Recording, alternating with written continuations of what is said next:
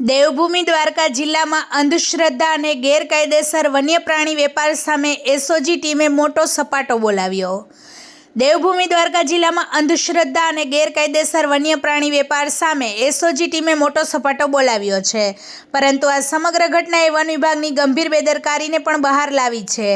Bhanvad town વિસ્તારમાં લાંબા સમયથી ગેરકાયદેસર રીતે સૂર્યકાચબાનું સંગ્રહ અને વેચાણ થતું હોવા છતાં વન વિભાગને જાણ ન હોવી કે પછી જાણીને આંખ મીચી રાખવામાં આવી હોવાની ચર્ચા શરૂ થઈ છે। મળેલી બાતમીના આધારે દેવભૂમિ દ્વારકા એસઓજી દ્વારા રેડ હાથ ધરવામાં આવી હતી। રેડ દરમિયાન ભાણવડના વિજય રેફ્રિજરેશનવાળા અર્જુન ભગાણી દ્વારા રેફ્રિજરેશનના કારખાનાની બાજુ આવેલા વાડામાં સૂર્યકાચબાનું ગેરકાયદેસર સંગ્રહ અને વેચાણ થતું હોવાનું ખુલ્યું હતું।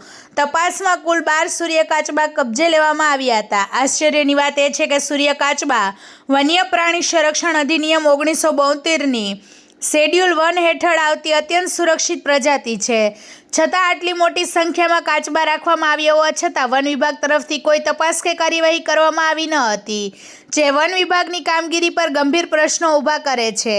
સ્થાનિક લોકોમાં ચર્ચા છે કે લાંબા સમયથી આ પ્રકારની ગેરકાયદેસર પ્રવૃત્તિ ચાલતી હતી અને અંધશ્રદ્ધા તથા તાંત્રિક વિધિઓ માટે સૂર્યકાચબાનો ઉપયોગ થતો હતો।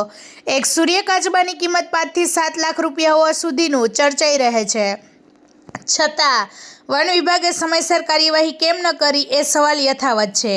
એસઓજી ટીમની સમયસર અને અસરકારક કાર્યવાહીથી વન્ય પ્રાણીઓના સંરક્ષણ માટે મહત્વપૂર્ણ પગલું ભરાયું છે, પરંતુ આ કેસમાં વન વિભાગની નિષ્ક્રિયતા અને જવાબદારી નક્કી થવી જરૂરી બનતી જાય છે। હાલ પોલીસે વધુ તપાસ હાથ ધરી છે કે આ ગેરકાયદેસર રેકેટમાં અન્ય કોણ સંડોવાયેલું છે અને વન વિભાગની કોઈ ભૂમિકા છે કે નહીં તેવા સવાલો ઉઠી રહ્યા છે। Bureau report Dwarka. વધુ સમાચાર જોવા માટે અમારી યુટ્યુબ ચેનલને સબસ્ક્રાઈબ કરો અને અમારા ફેસબુક પેજ અને ઇન્સ્ટાગ્રામ પેજને ફોલો કરો।